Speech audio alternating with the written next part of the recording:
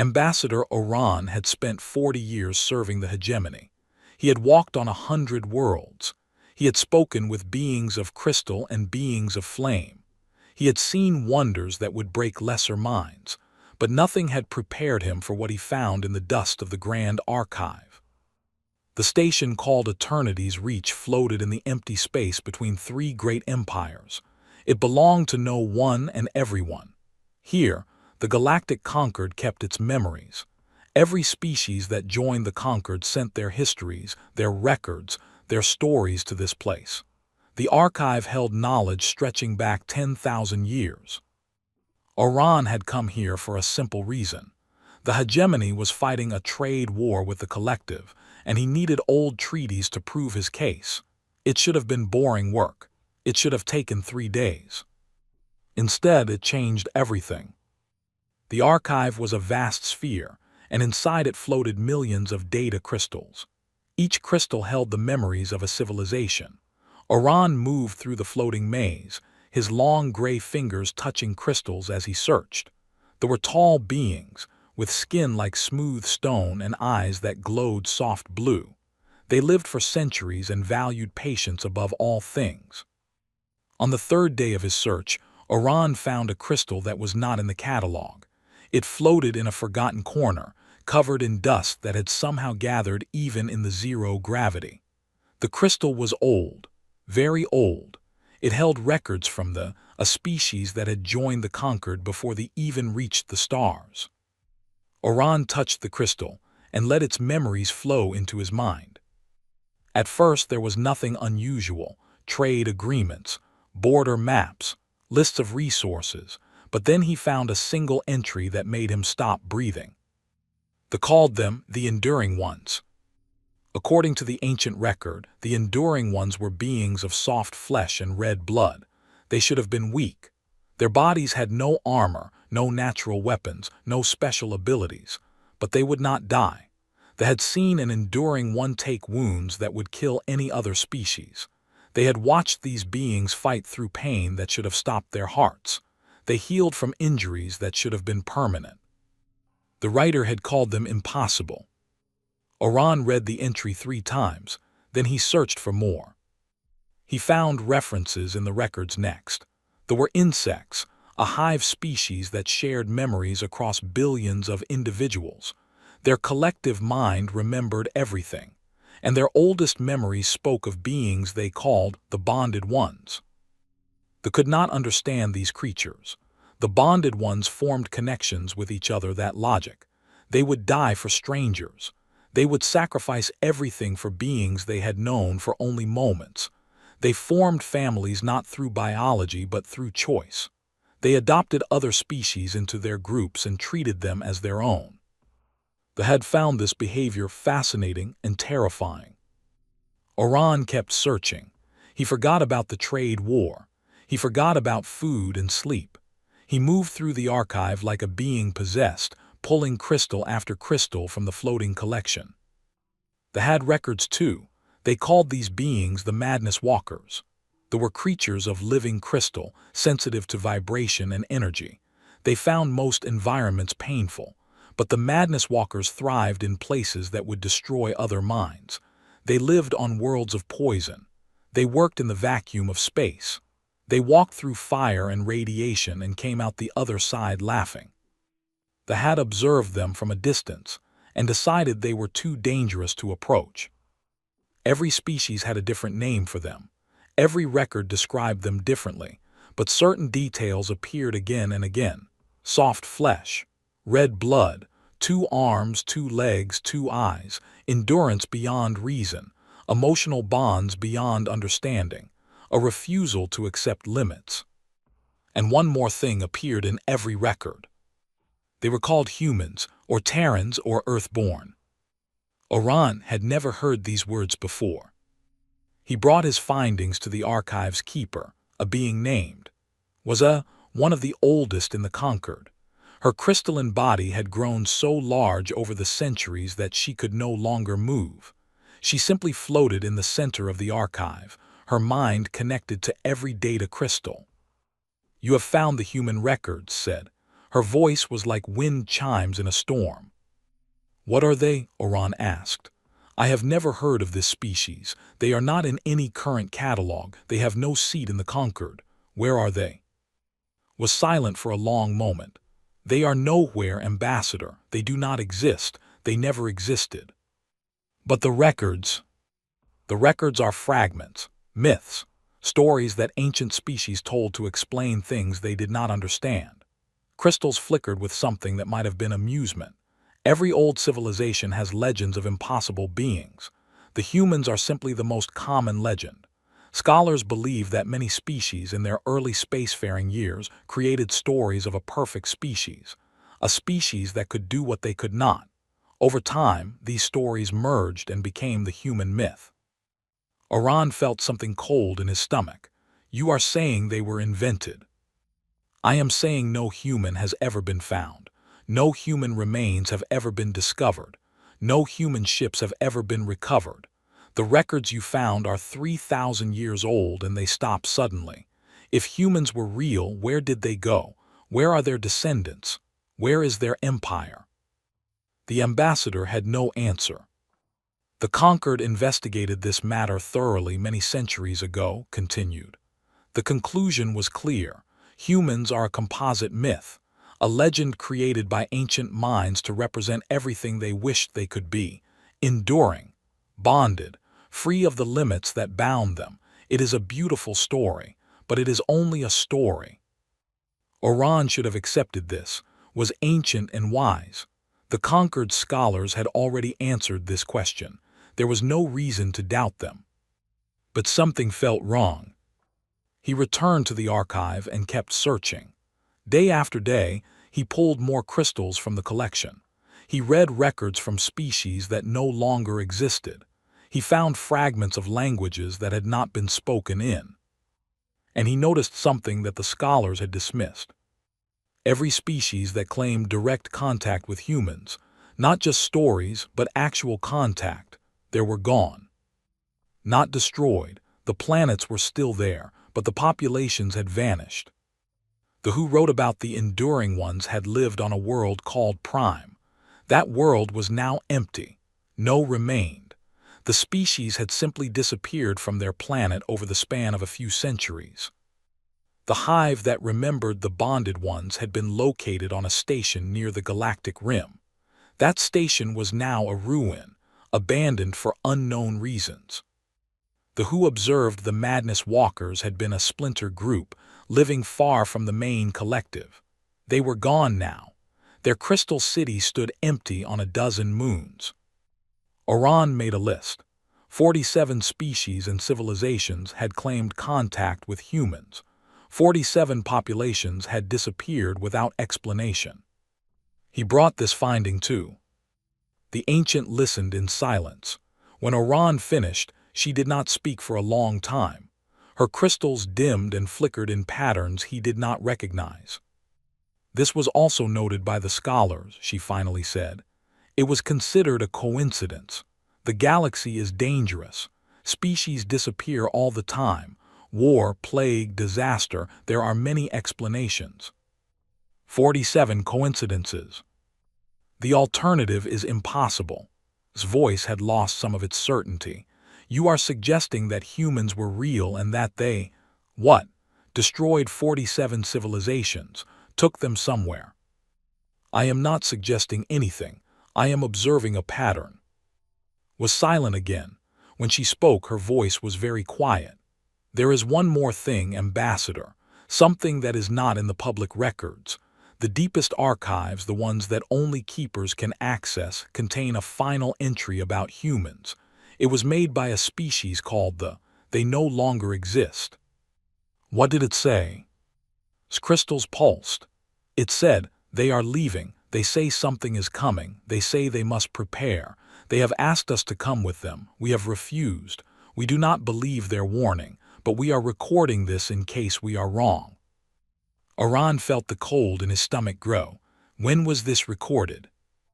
3,047 years ago. It is the last record of any species that claimed contact with humans. After this, there is nothing. The humans vanish from history. the vanish with them. What was coming? What were they warning about? They did not say, or if they did, that part of the record was lost. Its form flickered. I have kept this knowledge for 800 years. I have wondered about it often, but I have always returned to the same conclusion. The humans were a myth. The disappearances were coincidence. The record was a mistake or a hoax. Oran nodded slowly. It was the rational conclusion. It was the only conclusion that made sense. But he could not shake the feeling that something was very wrong. He spent 3 more days in the archive. He read everything he could find about the last years before the humans disappeared. He searched for any clue about what warning they had given. He found nothing useful. Only more fragments, more myths, more stories of impossible beings doing impossible things. On his final day in the archive, Oran was preparing to leave when a young archivist came rushing through the floating crystals. The archivist was a descendant of the same species that had called humans the enduring ones. Her face was pale and her hands were shaking. "Ambassador," she gasped, "you must come quickly, something is happening." Oran followed her to the archive's command center. Was already there, her ancient form connected to the station's sensors. Other scholars and officials had gathered, all of them staring at a display screen that showed the edge of the galaxy. "What am I looking at?" Oran asked. Answered, 3 hours ago, our deep space sensors detected movement at the galactic rim, in the void between galaxies, where there should be nothing but empty darkness. The screen showed a section of space that Oran had never seen before. It was the absolute edge of the galaxy, where the stars gave way to the infinite black of intergalactic space. Nothing lived there. Nothing could live there. The distances were too vast, the resources too scarce. But something was there now. The sensors showed thousands of signatures. They were emerging from the void like fish rising from the depths of a dark ocean. Ships. Thousands upon thousands of ships. They moved in perfect formation, their designs unlike anything in the Concord's records. "We have attempted contact," said. "All standard frequencies, all known languages. There has been no response." "How many ships?" someone asked. "Current count is approximately 10,000. More are still emerging." The room fell silent. The largest fleet in the Concord's history was perhaps 2,000 vessels. This fleet was 5 times that size, and it was coming from a direction that should have been impossible. Nothing could cross the void between galaxies. The journey would take millions of years. Oran stared at the screen. The ships were beautiful in a strange way, sleek and angular, with lines that flowed like water frozen in motion. They reflected the distant starlight in colors of silver and deep blue. "The design," he said quietly, "it matches nothing in our records." "Nothing," confirmed. "We have searched every database, every historical archive, every fragment of every species that has ever joined the Concorde. These ships do not match any known civilization." But Oran was not so sure. He thought about the records he had spent weeks reading, the stories of impossible beings, the legends of a species that had vanished 3,000 years ago after warning that something was coming. The record had said, "They are leaving. They say something is coming. They say they must prepare." What if they had been preparing all this time? What if they had spent 3,000 years in the void between galaxies, building and waiting? What if the legends were not legends at all? "I need to return to the hegemony," Oran said. "My government must be informed." His crystals flickered with concern. "Ambassador, we do not yet know what this fleet represents. There is no reason to assume." 3,000 years, Oran interrupted. "That is how long the humans have been gone from our records. That is how long ago they warned that something was coming." He pointed at the screen, at the vast fleet still pouring from the void. "I do not know what this is, but I know that the galaxy has believed in a myth for 3,000 years. Perhaps it is time to consider that the myth believed in us." He left the archive that day, carrying with him a weight that he could not name. Behind him, the sensors continued to track the approaching fleet. More ships emerged every hour. The count passed 20,000, then 30. And across the galactic Concord, beings of 100 different species looked up at the stars and felt something they had not felt in a very long time. They felt afraid. But mixed with the fear was something else. Something that had lived in the old stories, in the legends passed down through generations, in the myths that scholars had dismissed as fantasy. Hope. Because if the humans were real, if the enduring ones, the bonded ones, the madness walkers were more than stories, then perhaps the galaxy was about to change in ways that no one could imagine. The fleet continued its approach. The void gave up its secrets, and in the darkness between galaxies, lights that had been hidden for 3,000 years finally began to shine. The legends were coming home.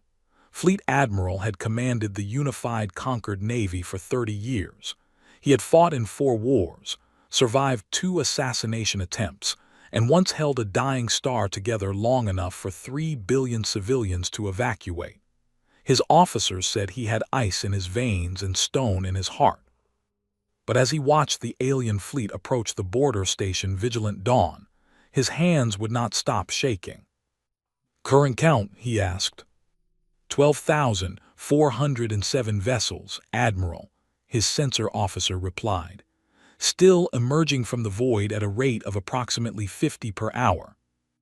Gripped the railing of his command platform. The Vigilant Dawn was the largest military station on the galactic rim. It housed 50 warships and 20,000 soldiers. It had been built to stop any invasion. It suddenly felt very small. 3 weeks had passed since the archive first detected the fleet. 3 weeks of panic and confusion as the Concord tried to understand what was happening. Emergency sessions of the Grand Senate had produced nothing but arguments. Some demanded immediate attack. Others called for surrender. Most simply did not know what to do. No one attacked, no one surrendered, everyone waited.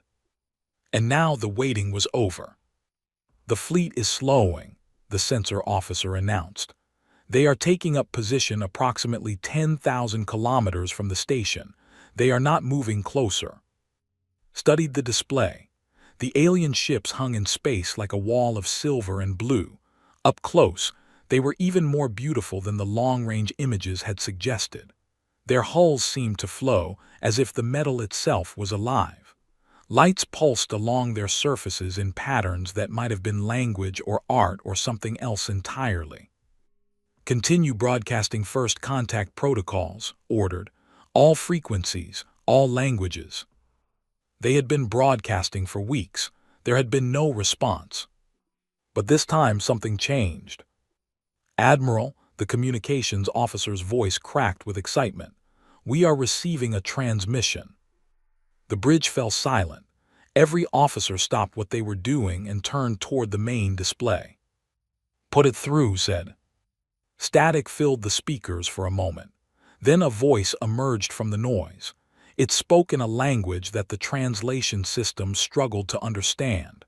The words were ancient, a dialect that had not been used in thousands of years. But the computers worked hard, and slowly the meaning became clear.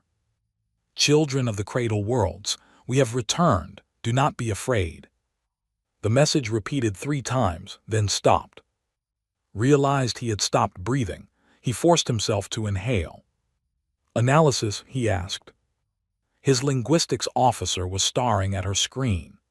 "Admiral, the language base is related to 17 different Concord languages. It appears to be a root form, something that predates current communication standards by at least 3,000 years.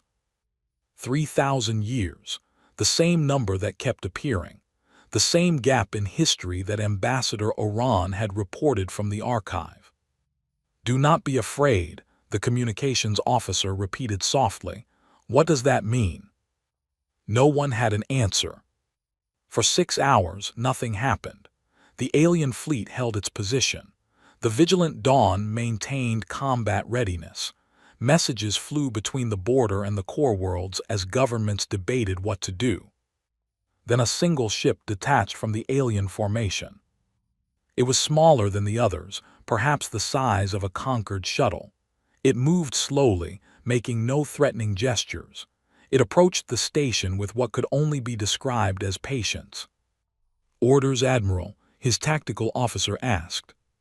Considered his options. He could destroy the approaching vessel, he could try to capture it, he could run. He did none of these things. "Clear docking bay 7, he said. "Let them come." The shuttle entered the station's docking bay with perfect precision, watched through security cameras as the small vessel settled onto the deck. Its hull was smooth and seamless, with no visible weapons or engines. It looked more like a work of art than a machine of war. For several minutes nothing happened. Then a section of the hull seemed to melt away, forming an opening. 3 figures emerged. Had seen many species in his long career. He had met beings of crystal and fire, of gas and liquid, of light and shadow, but he had never seen anything like this. They were soft, that was his first thought. Their bodies had no armor, no natural protection of any kind. Their skin was exposed in shades of brown ranging from light to dark. They walked on 2 legs, balanced on 2 feet, with 2 arms hanging at their sides. Their faces had 2 eyes, 1 nose, 1 mouth. They looked fragile, they looked weak. But they did not move like weak beings. They walked with a confidence that spoke of power carefully controlled. Their eyes scanned the docking bay with calm attention, missing nothing. "When to meet them personally." He brought a full security team, but he ordered them to keep their weapons holstered. Whatever these beings were, they had not attacked. He would not attack first. The leader of the 3 visitors was a female. At least, assumed she was female. Her hair was gray and cut short. Lines marked her face in patterns that spoke of age and experience. She wore a uniform of dark blue, simple but elegant. She stopped a few meters from, and raised one hand in what appeared to be a greeting. "Admiral," she said. Her voice was warm and steady, and she spoke perfect modern Concord common. "My name is. I am the Director of External Relations for the Terran Diaspora. I have come to speak with you on behalf of humanity." Felt the word hit him like a physical blow. Humanity, the myth species, the legend that scholars had dismissed for centuries. "You are human," he said. His voice sounded strange in his own ears. Director smiled. It was a strange expression, one that had never seen before. It seemed to make her face brighter somehow. "We are human," she confirmed. "We have been gone for a long time, but we have returned." The next hours were the strangest of life. Director and her companions were taken to a conference room. They accepted water and sat in chairs designed for species with completely different bodies. They did not seem uncomfortable. They did not seem anything except calm and patient. "I have many questions," said. "I imagine you do. I will answer as many as I can." "Where have you been? The records say your species disappeared 3,000 years ago." Director nodded slowly. "We did not disappear, Admiral. We left. There is an important difference." "Left? Left to where? There is nothing beyond the galactic rim. The void between galaxies is empty." "It was empty," Director agreed. "We filled it. We built stations and habitats in the darkness. We created a civilization in the space between stars. It took centuries, but time was something we had plenty of." Struggled to comprehend what he was hearing. Why? Why would you abandon the galaxy? Why would you choose to live in the void? The director's expression changed. The smile faded, replaced by something heavier, something sad. "Because we saw what was coming," she said, "and we knew we could not stop it, not as we were. We needed time to prepare, time to grow, time to build the weapons and ships that might give us a chance." "What was coming?" Director looked at for a long moment. Then she turned to one of her companions, who produced a small device. A holographic display activated, showing an image that made blood run cold. It showed the galaxy, but something was wrong with it. A section of the rim was dark. Not empty dark, but wrong dark. It looked like a wound in the fabric of space itself, a spreading stain of nothingness. "We call it the silence," Director said. "It destroyed our original home. Not Earth. Earth was lost long before that, but the worlds we built after. The civilization we created across 1,000 stars. The silence consumed it all." "What is it?" "We still do not fully understand. It is not a species. It is not a weapon. It is more like a disease, a corruption of reality itself. Where it spreads, matter and energy cease to function properly. Stars go dark. Planets crumble. Life ends not through violence but through a failure of the universe's fundamental laws." Stared at the holographic image. The dark stain seemed to pulse with a terrible rhythm. "This is in our galaxy now. It has been approaching slowly, carefully, spreading from the direction of the galactic core of a dead galaxy far from here. We detected its first signs 3,000 years ago. We knew we could not fight it with the technology we had. We needed time." "So you ran." "We retreated." Director's voice was firm but not defensive. "There is no shame in retreat when you cannot win. We gathered everyone who would come with us, humans and others, and we went to the one place where we could prepare without being consumed." Others leaned forward. "The records show that many species disappeared around the same time humans did, species that claimed contact with you. They chose to join us." The director's smile returned, softer now. "Humanity has always had a gift for forming bonds. We asked our friends to come with us. Many did. They have been our family in the darkness. They helped us build what we have become." Thought about the stories he had read in the briefing documents. The bonded ones. Beings who formed connections across species and would die for strangers. "And now you return," he said. "Why now?" "Because the silence has reached the galactic rim. In a few years, perhaps less, it will begin to spread across the stars you know, and we have spent 3,000 years preparing to fight it." Director stood and walked to a window that looked out at the stars. "We could not defeat it alone, Admiral. We knew that from the beginning. But we hoped that if we prepared long enough, if we developed the right weapons and technologies, we might be able to stop it with help. Your help. The help of every species in the conquered. You want an alliance. We want to save the galaxy. An alliance would be useful for that, yes." Stood as well. He walked to stand beside the human leader, looking out at the same stars. The alien fleet was visible in the distance, thousands of ships waiting in perfect formation. "The conquered does not trust easily," he said. "You are strangers. Myths come to life. There will be fear. There will be resistance. We know. Some will want to fight you. Some will accuse you of bringing this threat to us, or of inventing it as an excuse for conquest. We know that too. And yet you came anyway." Director turned to look at him directly. Her eyes were brown, warm, and very old. "Admiral, humanity spent 3,000 years in the cold darkness between galaxies. We watched our birth galaxy from a distance we could never cross. We remembered the stars we had left behind, the species we had known, the worlds we had walked. Every generation of humans was raised on stories of a home we might never see again." She paused and saw something in her eyes that he had seen in the eyes of soldiers before the final battle. "We did not come back to conquer. We did not come back to rule. We came back because this is home. These are our stars, our space, our family. And when the silence comes, we will stand with you or die trying. That is what humans do. That is what we have always done." Was silent for a long moment. Then he did something he had not done in decades. He reached out and put his hand on Director's shoulder. "I believe you," he said. "I do not know if the conquered will believe you, but I do." Director smiled again. "That is a beginning." They were still standing by the window when the alarms began. Red lights flashed across the station. Warning sounds echoed through the corridors. Ran to the command center with Director following close behind. "Report," he shouted.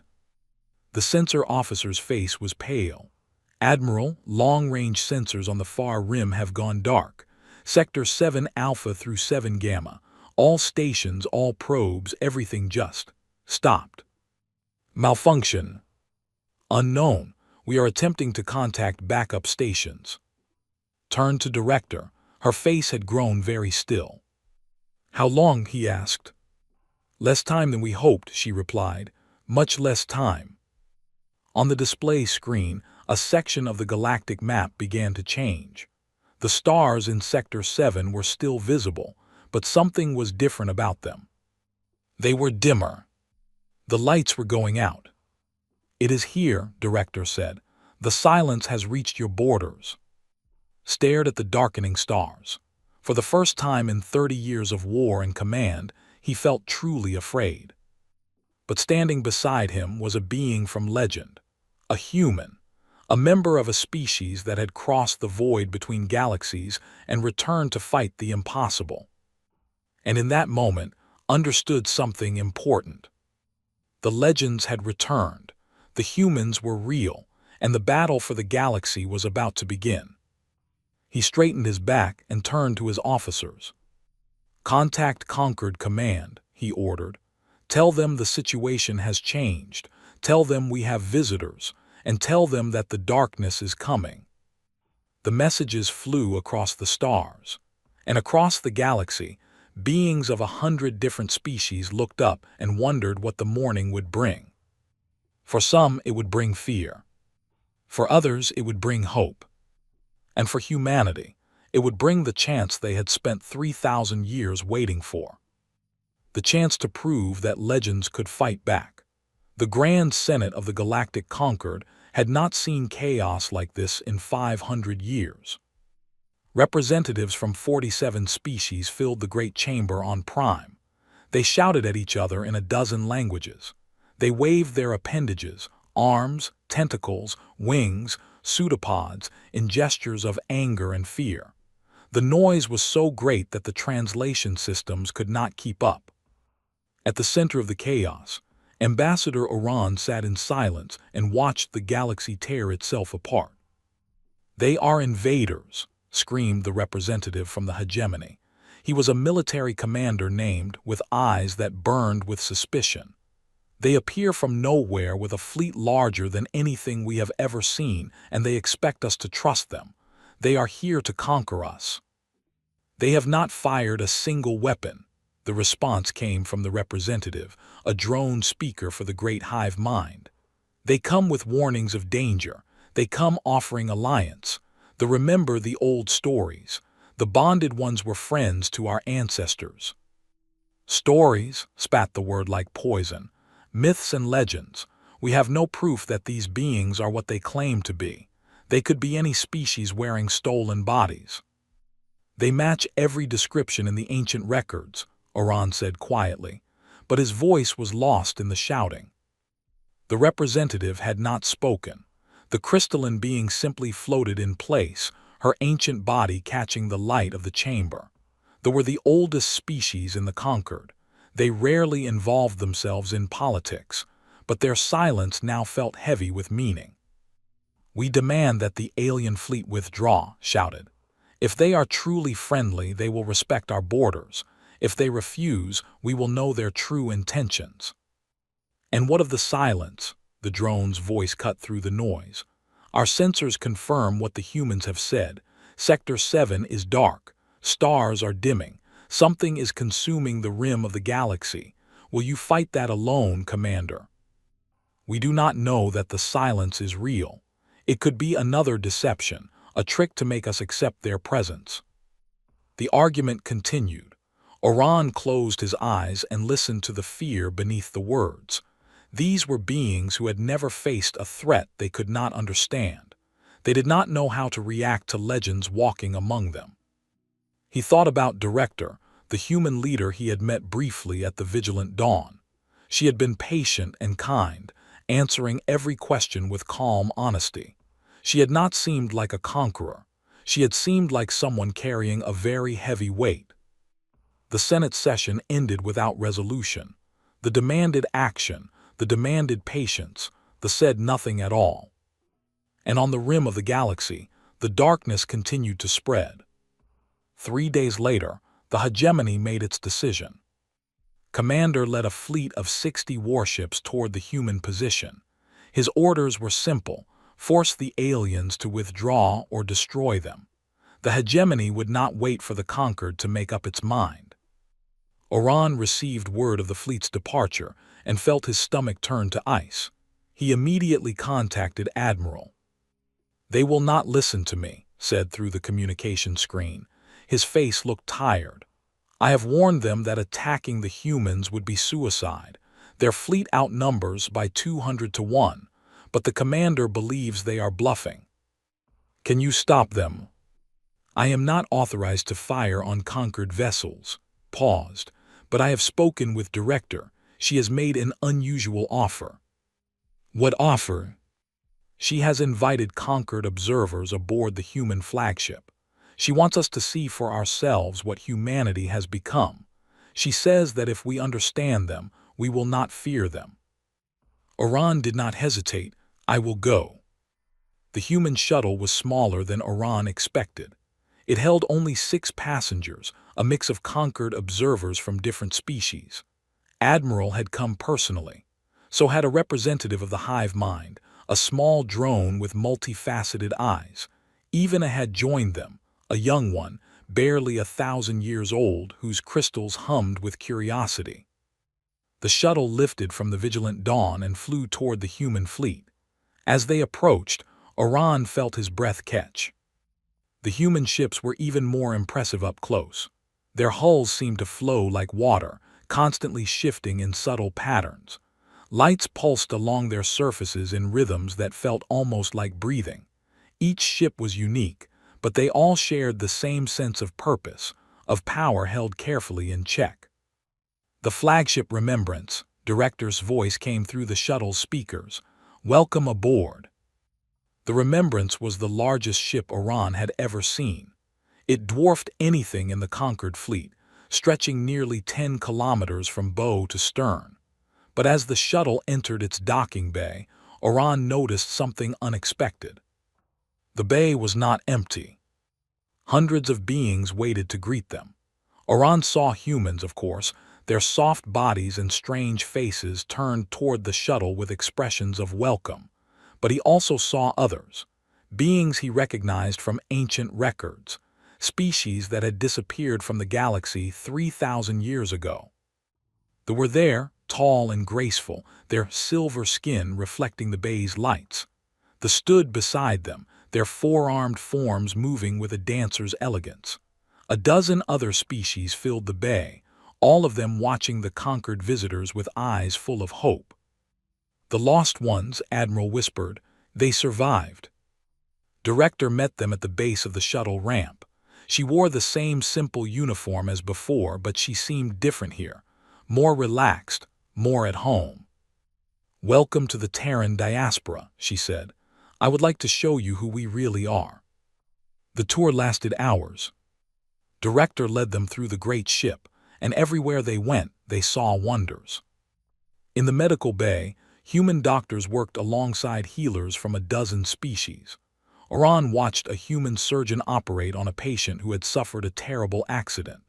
The surgeon worked for 6 hours without rest, her hands steady and precise.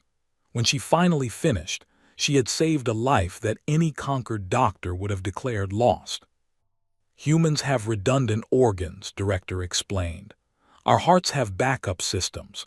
Our bodies can survive injuries that would kill most species. We heal from wounds that should be permanent. These are not legends, Ambassador. They are simple biology." In the engineering section, human technicians worked in conditions that would kill in minutes. The temperature was extreme.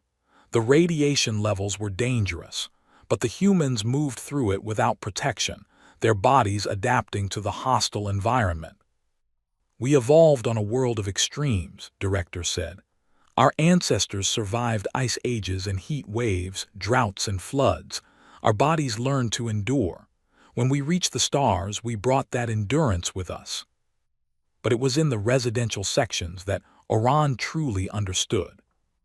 The corridors were filled with families. Human families, yes, but also something more.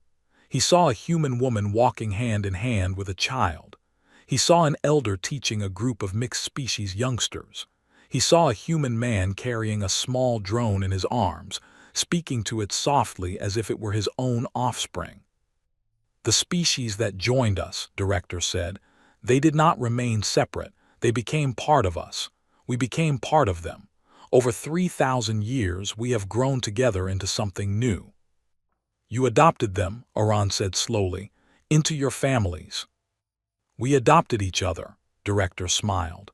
Humans have always had a gift for forming bonds. We love easily and fiercely. When we met other species who were willing to join us, we did not keep them at a distance. We made them family. The drone representative had not spoken for hours. Now it stepped forward, its many eyes fixed on Director. The hive mind remembers, it said.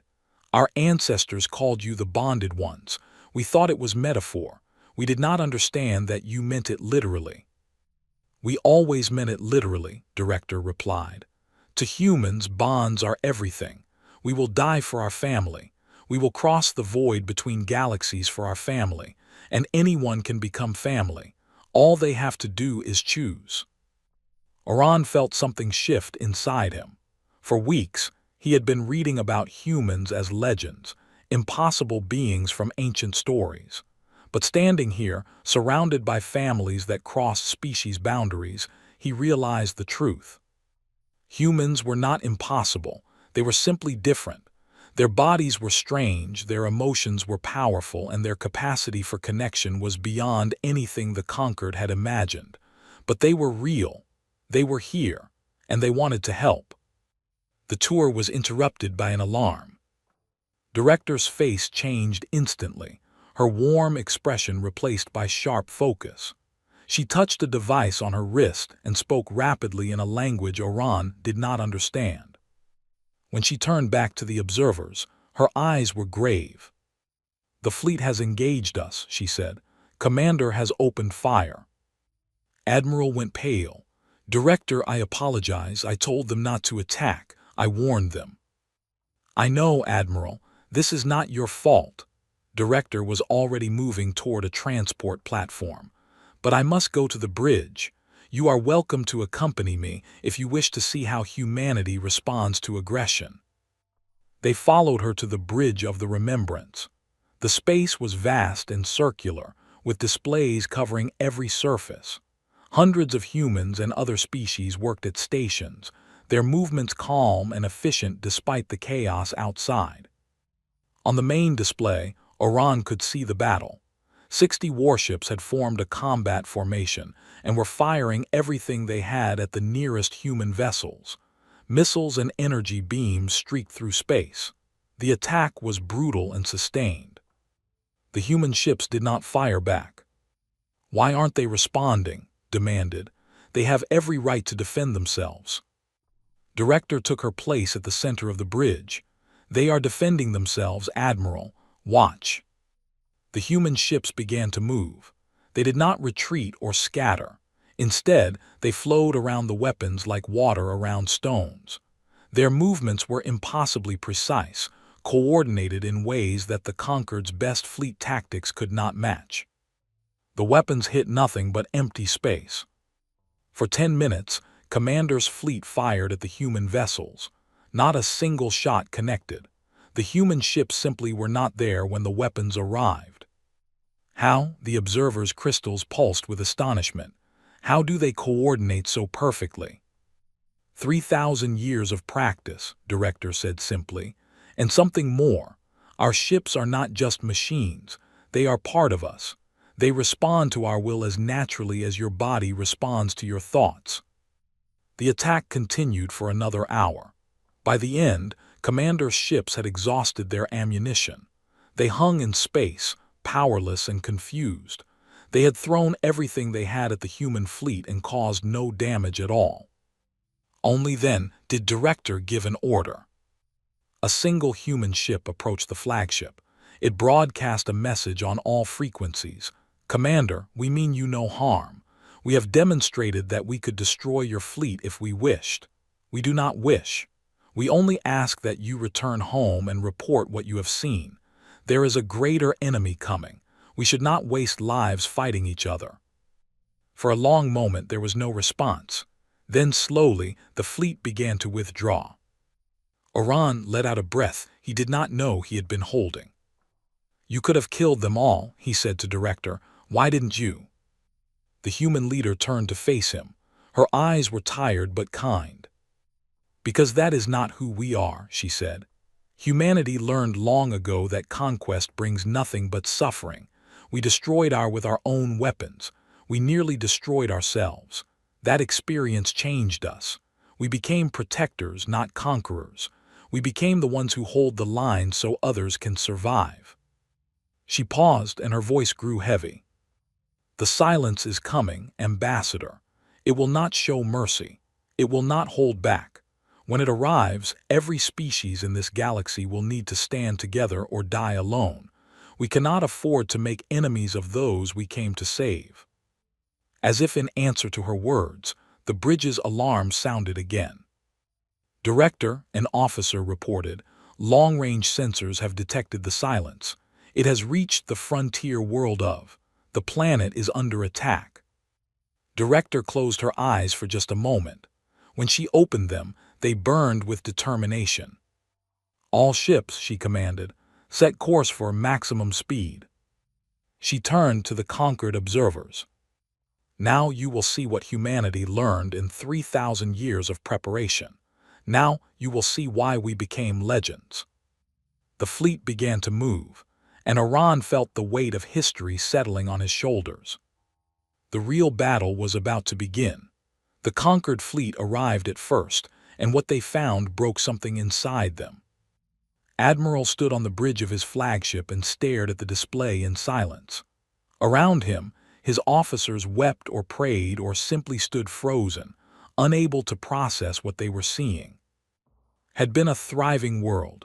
12 billion had called it home. It had cities that touched the clouds and oceans full of life. It had been beautiful. Now it was dying. The silence was not like anything the conquered had ever faced. It was not a fleet of ships or an army of soldiers. It was a darkness that spread across space like ink through water. Where it passed, reality itself seemed to break down. Watched as the darkness touched the outermost moon of. The moon did not explode or crack. It simply stopped being. One moment it was there, a sphere of rock and ice. The next moment it was gone, replaced by nothing at all. "How do we fight that?" someone whispered. No one answered. The conquered fleet had answered the distress call from with everything they had. 3,000 warships from a dozen species formed a defensive line between the planet and the advancing darkness. They represented the full military might of the Galactic Alliance. They might as well have been children facing a tsunami. "All weapons, open fire," ordered. His voice was steady even though his hearts were pounding. The conquered fleet unleashed its arsenal. Missiles screamed through space.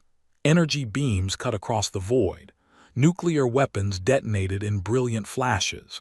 Every weapon the galaxy had ever invented was thrown at the advancing darkness. Nothing happened. The weapons passed through the silence as if it was not there. They did not damage it. They did not slow it. The darkness continued its advance, patient and unstoppable. "It is not working," said quietly. "Nothing is working." On the display, the silence reached second moon. The moon vanished like the first. The darkness moved closer to the planet itself. "Admiral, we are receiving distress signals from the surface. Billions of civilians are trapped. They have nowhere to go."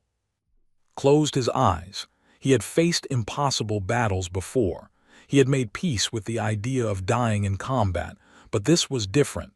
This was not a battle. This was an execution. "All ships prepare to." He never finished the order. Light filled the display. Not the light of weapons, but something else. something that hurt to look at and made his soul want to sing at the same time. The human fleet had arrived. 12,000 ships poured out of faster-than-light travel in perfect formation. They spread across the space between the conquered fleet and the planet, forming a wall of silver and blue. And then they began to glow. Had never seen anything like it. Energy pulsed along the hulls of the human ships in waves of brilliant white. It looked like the ships themselves were on fire, but it was not a fire that consumed. It was a fire that created. "What are they doing?" he asked. On the communication channel, Director's voice was calm and clear. "We are anchoring reality," she said. "The silence is not a weapon. It is an unmaking. It erases the laws of physics that hold matter together. Our technology does not destroy the silence. It strengthens reality, making it harder to unmake. We cannot stop it forever, but we can slow it. We can hold the line." The first wave of human ships advanced toward the darkness. Their glow intensified, becoming almost too bright to observe. The silence reached the leading ships, and for the first time it stopped. The darkness pushed against the glowing vessels like a river meeting a dam. The human ships shuddered under the pressure. Their lights flickered and dimmed, but they did not vanish. They did not break. They held. "All ships," Director broadcast, "begin evacuation procedures. Get those civilians off the planet. We will give you as much time as we can." Found his voice. "You heard the director. All transports move to evacuation points. Get those people off." The conquered fleet sprang into action.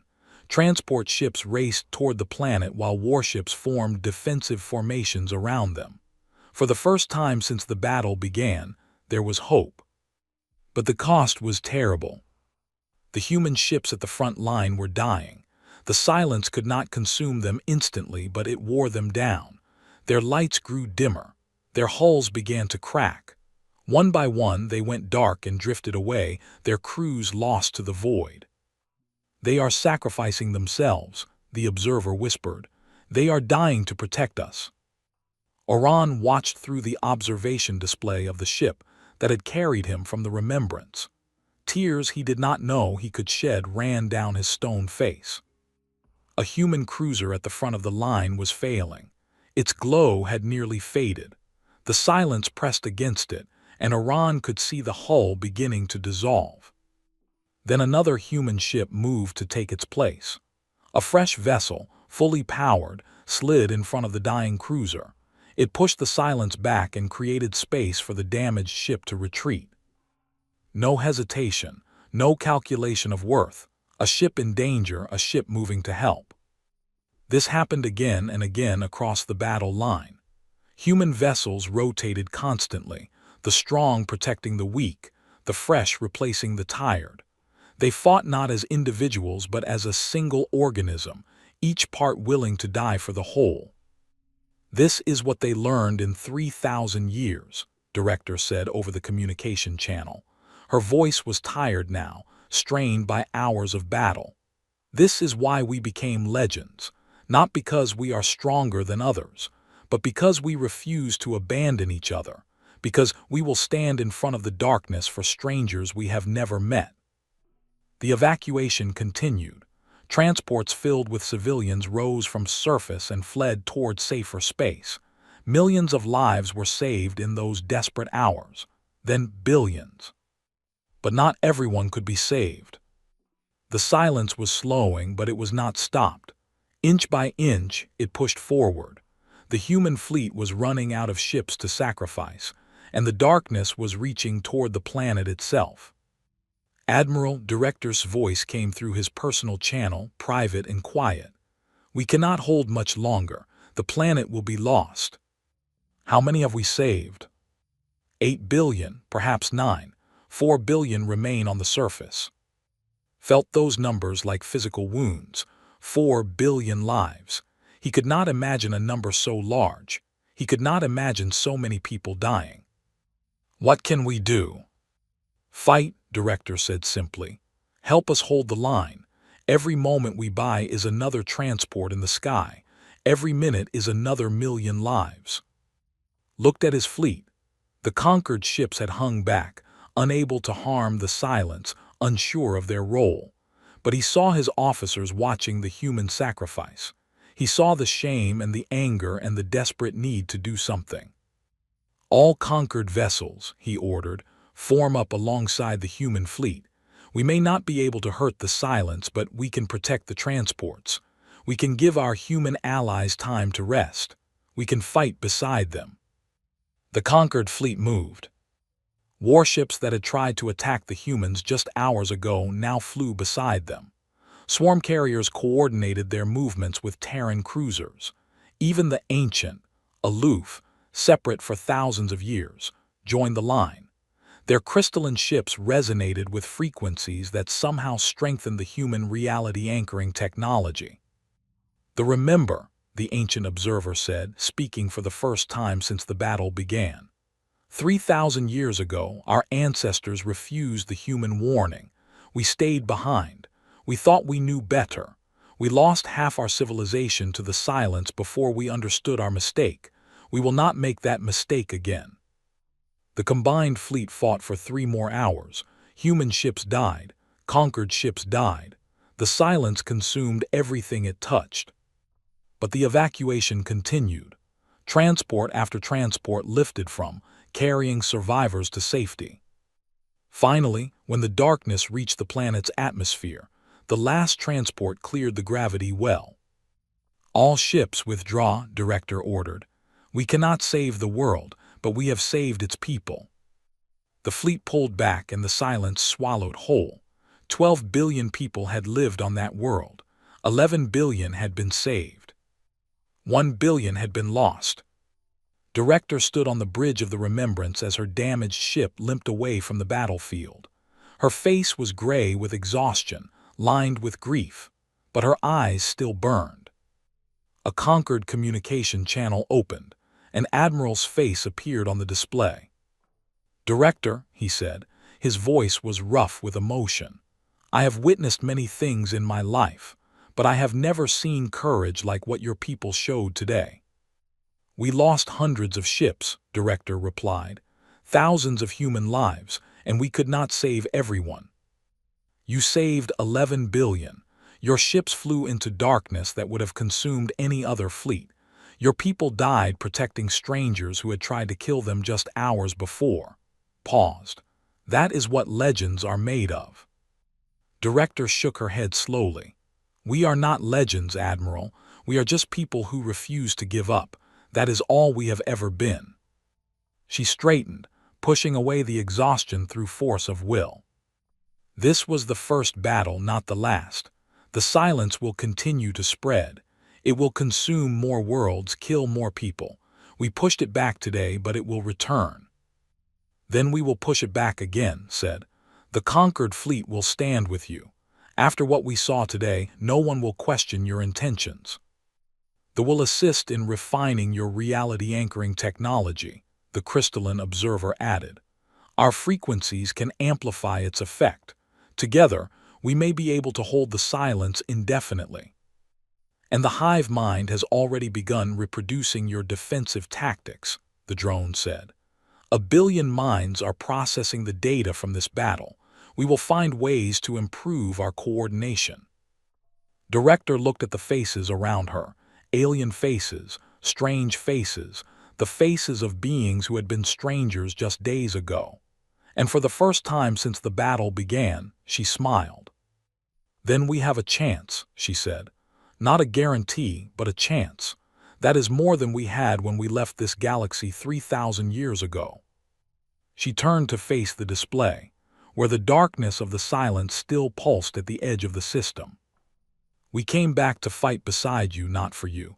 We came back because this galaxy is our home and everyone in it is our family. Today you showed that you feel the same way." Her voice grew stronger. "The silence took our first home. It will not take this one. We will stand together. We will fight together. And if we have to, we will die together." She raised her hand in a gesture that did not recognize, but he understood its meaning. It was a salute, a greeting between warriors, a promise between friends. He raised his own hand in return. The war for the galaxy had begun, and for the first time in 3,000 years, humanity was not fighting alone. 1 year had passed since the Battle of. Ambassador Iran walked through the corridors of Unity Station, the first joint installation built by the New Stellar Alliance. Around him, beings of 100 different species moved with purpose and hope. The sounds of a dozen languages filled the air, translated by devices that had been improved with human technology. Laughter echoed from the common areas, where children of different worlds played together without care. It was everything he had once thought impossible. The station floated at the heart of what had once been conquered space, now Alliance territory. Through the observation windows, Orion could see ships of every design, human cruisers flying beside warships, swarm carriers docking next to crystal vessels. The war against the silence had not ended, but it had transformed everything it touched. His first stop was the medical wing, where human doctors worked alongside healers from across the galaxy. A surgeon was teaching a group of students humans, and others, a technique that combined human endurance with precision. The results were remarkable. Patients who would have died under old methods now recovered completely. The humans call it cross-pollination, the surgeon explained when Iran asked. They take the best of each species and combine it into something new. It is how they built their civilization in the void. It is how they survived. Iran watched a human nurse tend to a wounded drone. The patient clicked nervously, but the nurse spoke to it in soft tones, her hands gentle despite their strength. After a few minutes, the relaxed and allowed her to work. "How do you do that?" Iran asked the nurse. "How do you calm a patient from a species you have never met before?" The nurse looked at him with curious eyes. "The same way I calm any patient, I listen, I care. It is not complicated, Ambassador. Fear is fear, pain is pain. The shape of the body does not change what the heart feels." He continued his walk. In the engineering section, human technicians worked in conditions that would kill most species. They laughed and joked as they repaired damaged systems, their bodies shrugging off heat and radiation that required full protective suits for others. A young apprentice watched them with wide eyes, trying to understand how anyone could be so casual about danger. "Does it not hurt?" the apprentice asked one of the human engineers. The human shrugged. "A little, but pain goes away. The work stays done. We just push through it." "Why?" The engineer stopped working and looked at the young. Her face softened into something like kindness. "Because someone needs to do the job. Because the station keeps people safe. Because every hour we keep this place running is another hour that families have together. Children grow up. Friends share meals." She smiled. "Humans have always been good at suffering for things that matter. It is one of the few gifts our evolution gave us." Iran thought about that as he walked on, suffering for things that matter. It was such a strange way to see pain, not as something to avoid but as a price worth paying. His next stop was the residential section. This was where Iran had wanted to come most of all. This was where he would see the truth of what humanity offered the galaxy. The corridors here were different from the rest of the station. They were decorated with art from a dozen worlds. Plants grew in carefully designed gardens, mixing species that had never shared soil before. The air smelled of food from countless cultures, blending into something new and wonderful. And everywhere there were families. A human man walked past with a child on his shoulders. The child was laughing, her silver skin glowing with joy.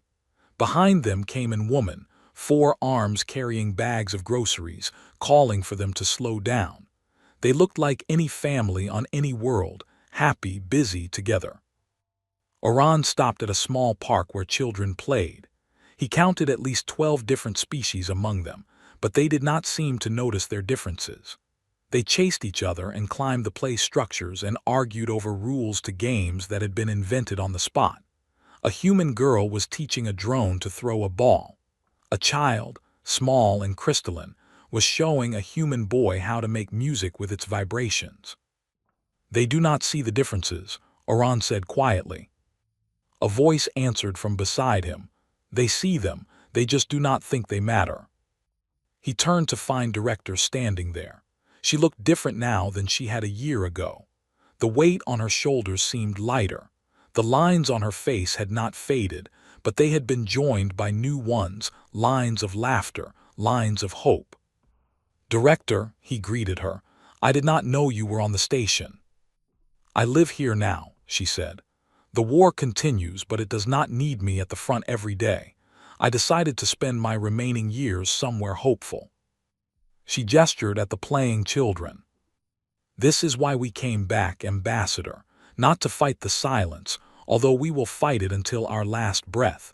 We came back to build this. Families that cross the boundaries between species. Children who grow up knowing that everyone is worthy of love. A galaxy where the question is not, what are you? But who do you choose to be?" Oran watched a human boy help a child who had fallen from the play structure. The boy offered his hand without hesitation, and took it without fear. Such a simple gesture, but it meant everything. "My people called you the enduring ones," Oran said slowly. "Other species called you the bonded ones or the madness walkers. We thought these were legends, exaggerations of your abilities. And now I think they were understatements." He turned to face her. "Your bodies endure pain that would break others.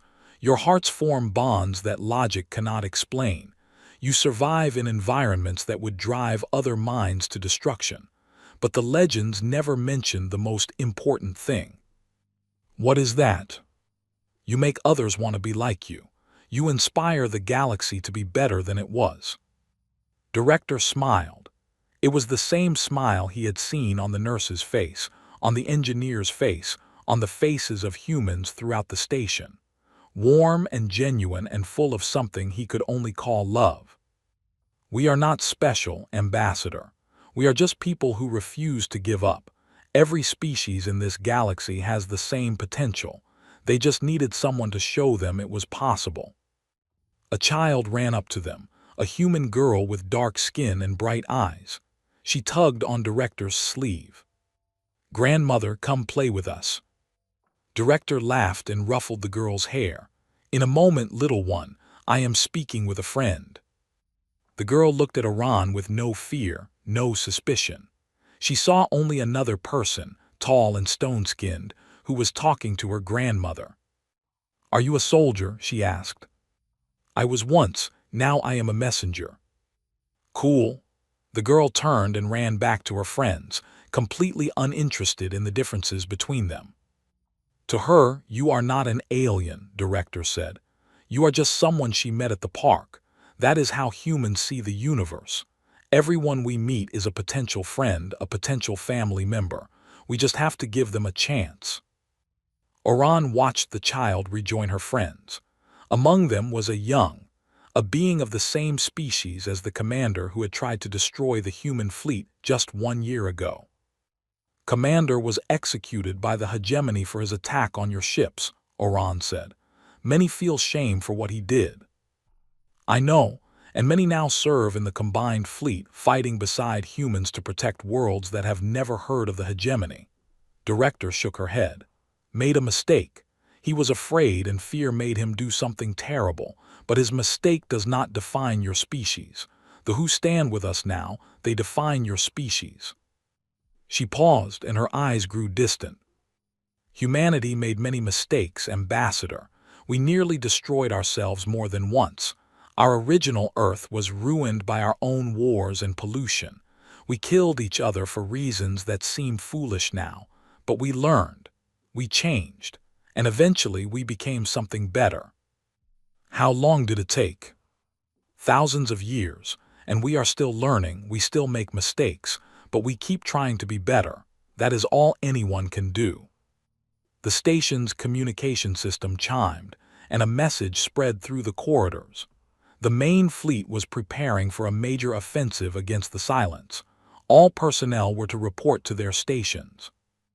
Director straightened, and Oran saw the warrior beneath the grandmother. She was old, but she was not weak.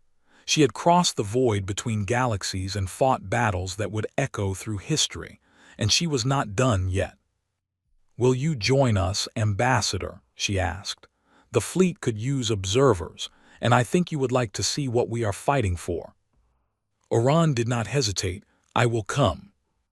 The flagship Unity was the pride of the Stellar Alliance. It had been built jointly by human and conquered engineers, combining the best technologies of both civilizations. Its crew came from 20 different species, working together as smoothly as if they had trained together for centuries. In truth, they had trained together for only months, but they had learned fast. Oran stood on the observation deck as the fleet assembled. Thousands of ships from across the galaxy gathered in formation. Human cruisers flew beside destroyers. Swarm carriers coordinated with crystal ships. Scouts worked with transports. It was the largest combined fleet in galactic history. And they were going to war. Director stood at the center of the bridge, surrounded by officers of every species. Her granddaughter had been left on the station, safe and loved, playing with friends who shared no species but shared everything that mattered. "Attention all ships," Director broadcast. Her voice was calm and clear, the voice of someone who had spent a lifetime leading others through darkness. "This is Director of the Stellar Alliance. Today, we begin the offensive that will determine the fate of our galaxy." She paused, and when she spoke again, her voice carried the weight of 3,000 years. Once, the galaxy thought humans were legends, stories told by ancient species to explain the impossible, and maybe we were legends in a way. Maybe we were the stories that kept hope alive during the darkest nights. Images appeared on every ship's display, images of humans fighting the silence, of families crossing species boundaries, of children playing together without fear. But legends are just stories about people who refused to quit, people who faced the darkness and chose to carry the light, people who failed and got back up, people who broke and healed. The fleet engines hummed as they prepared to jump to the front lines. Today, we write a new story, not the story of humanity alone, but the story of the Stellar Alliance, the story of a galaxy that chose to stand together instead of falling apart, the story of 100 species who looked at each other and saw not strangers but family. Director raised her hand in that gesture Oran had learned to recognize, the human salute, the warrior's greeting, the promise between friends. They thought we were legends, maybe we were, but legends can inspire, legends can teach, and when legends fight side by side with those who believe in them, they can change the universe. Across the fleet, hands and appendages and pseudopods rose in the same gesture. Thousands of beings from 100 worlds, united by purpose and hope and love. "All ships," Director commanded, "jump to the front. It is time to show the silence what the light can do." The fleet leaped into faster-than-light travel, leaving trails of brilliant energy across the stars. They were going to war against an enemy that had consumed galaxies, an enemy that represented the end of all things. But they were not afraid, because they were no longer alone. Oran stood at the observation window and watched the stars blur into lines of light. Beside him, humans and aliens worked together with the ease of old friends. Behind him, Director gave orders with the confidence of one who had seen the worst the universe could offer and refused to bow.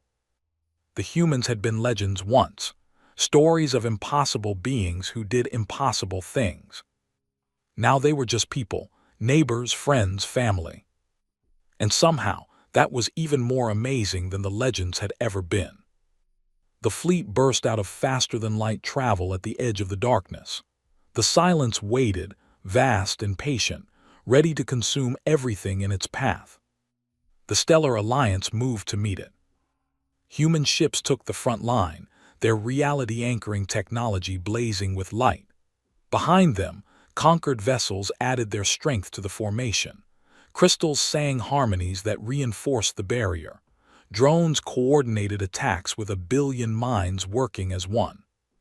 The battle began. It would be long, it would be costly, many would die before it was over. But as Oran watched the combined fleet push back against the darkness, he knew something with perfect certainty. The legends had come home, the light would not go out, and together, human and alien, young and old, strong and weak, together they would write a new story. A story of hope that crossed the void between stars. A story of family that crossed the boundaries between species.